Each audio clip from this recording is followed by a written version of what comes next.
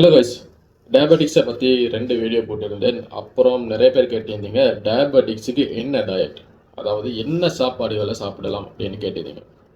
So முதலாவது diabetics இருக்கிறார்கள் கண்டினியூவஸாக நீங்கள் டயபெட்டிக்ஸ் லெவலை செக் பண்ணிக்கொள்ளணும்.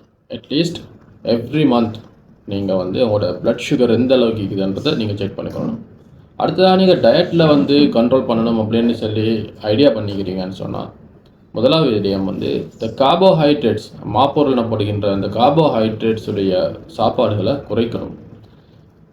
நான் ரெக்கமெண்ட் பண்ணுறேன் 0 சுகர், அதாவது சுகர் கண்டென்ட் இருக்கின்ற டீயாக இருக்கலாம், காஃபியாக இருக்கலாம், ஏதாவது ஸ்வீட் ஐட்டமாக இருக்கலாம், எது இருந்தாலும் பரவாயில்ல. அந்த சுகர் இருக்கின்ற பொருட்களை நீங்கள் தவிர்த்து கொள்வது நல்லா.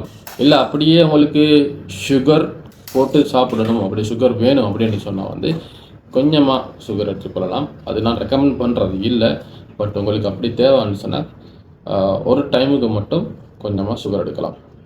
கார்ப்ஸ் எடுக்க பார்த்தீங்கன்னு சொன்னால் ரைஸாக இருக்கலாம், ரொட்டீஸாக இருக்கலாம், ஏதோ ஒரு கார்போஹைட்ரேட் மாப்பொருள் இருக்கின்ற உணவை கொஞ்சமாக நீங்கள் சாப்பிட வேண்டும். ஆயிலையும் நீங்கள் குறைத்து சாப்பிட வேண்டும். அப்போ நீங்கள் நினைக்கலாம் அப்போ என்ன சாப்பிட்றது, உங்களுக்கு வெஜிடபிள்ஸை சாப்பிடலாம், ப்ரோட்டீன் ஐட்டம்ஸ், அதாவது உங்களுக்கு முட்டை, கோழி, இறைச்சி வகைகளை சாப்பிடலாம். இவை சேஃபானது, டயபெட்டிஸ் இருக்கின்றவர்களுக்கு சேஃபான சாப்பாடு. பொதுவாக மீன் மிகவும் நல்லதாக இருக்கும், சிக்கன் நல்லதாக இருக்கும், முட்டை நல்லதாக இருக்கும். இறைச்சி வகைகளில் கொலஸ்ட்ரால் குறைந்த இறைச்சிகள் மிகவும் நல்லதாக இருக்கும். ஸோ இவ்வாறான டயட்டை உங்களுக்கு மெயின்டைன் பண்ணலாம். அதே நேரம் நீங்கள் வெஜிடபிள்ஸை பார்த்தீங்கன்னு சொன்னால் நிறைய வெஜிடபிள்ஸ் இருக்கின்றது. அந்த வெஜிடபிள்ஸை கூட உங்களுக்கு சாப்பிடலாம்.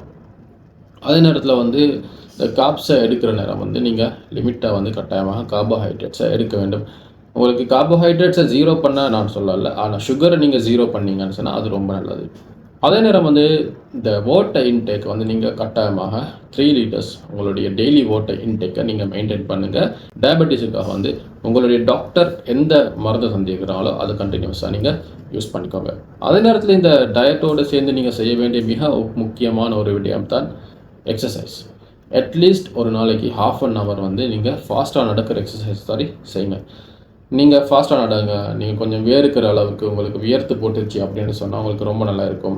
உங்களுக்கு ஜொக் பண்ண ஜொகிங் பண்ண அதுவும் ரொம்ப நல்லா இருக்கும். அப்படி இல்லை உங்களுக்கு ஜிம் போகலாம், அப்படி இல்லைன்னு சொன்னால் நீங்கள் ஃபிசிக்கல் ஏதாவது செய்யலாம் அப்படின்னு சொல்லி நீங்கள் யோசிச்சிங்கன்னு சொன்னால் அது ரொம்பவே நல்லா. டெய்லி எக்ஸசைஸ் மெயின்டைன் பண்ணுறது, இந்த டயட்டை மெயின்டைன் பண்ணுறது, அதே நேரம் உங்களுடைய மெடிக்கேஷன்ஸ், அதாவது உங்களுடைய ட்ரக்ஸை நீங்கள் சரியாக நீங்கள் யூஸ் பண்ணிட்டு வந்தீங்கன்னு சொன்னால் எந்த வகையான இதுவும் இல்லாமல் அதாவது எந்த வகையான பிரச்சனையும் இல்லாமல் நீங்கள் டயபெட்டிக்ஸை கண்ட்ரோல் பண்ணி லாங் லைஃப்பில் இருக்கலாம், எந்த காம்ப்ளிகேஷன்ஸும் வராமல் இருக்கலாம்.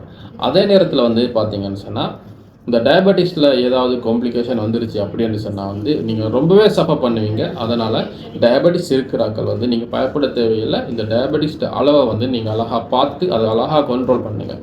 அதே டைமில் நீங்கள் ஆயுர்வேதிக் அல்லது ஏதாவது இந்த இலைகளை சாப்பிட்றது, ஏதாவது சொல்லுவாங்க பாரம்பரியத்தில் நிறைய விடயங்களை சொல்லுவாங்க. நீங்கள் இவற்றை சாப்பிடும்போது கவனமாக இருக்க வேண்டும். உங்களுக்கு தெரியாது நீங்கள் எந்த அளவு சாப்பிட வேண்டும் என்று, எவ்வளவு டோஸ் எடுக்க வேண்டும் என்று தெரியாது. ஸோ நிறைய பேர் என்ன செய்கிறாங்கன்னு சொன்னால் அதிகமான அளவு சில இலைகளை சாப்பிட்டு விட்டு ஹைப்போகிளைசீமியான படுகின்ற ஒரு கண்டிஷன்ஸுக்கு போகிறாங்க. அதாவது பிளட் சுகர் நிறையவே நன்றாகவே குறைந்து போகின்றது. இதனால் என்ன நடக்குதுன்னு சொல்லி பார்த்தீங்கன்னு சொன்னால் நண்பர்களே, பிளட் சுகர் அதிகமாக குறைந்து போகிறதன் காரணமாக நிறைய பேர் ஹாஸ்பிட்டல் அட்மிட் ஆகிறாங்க.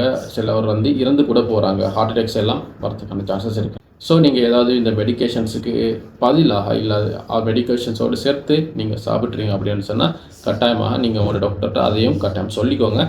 ஸோ டயட்டை பற்றியும் உங்களுக்கு இந்த மெடிக்கேஷன்ஸை பற்றியும் எக்ஸசைஸை பற்றியும் ஒரு ப்ரீஃபான ஐடியா உங்களுக்கு கிடைச்சிருக்குமென்னு நான் நம்புகிறேன். இன்னும் ஒரு வீடியோவில் சந்திப்போம்.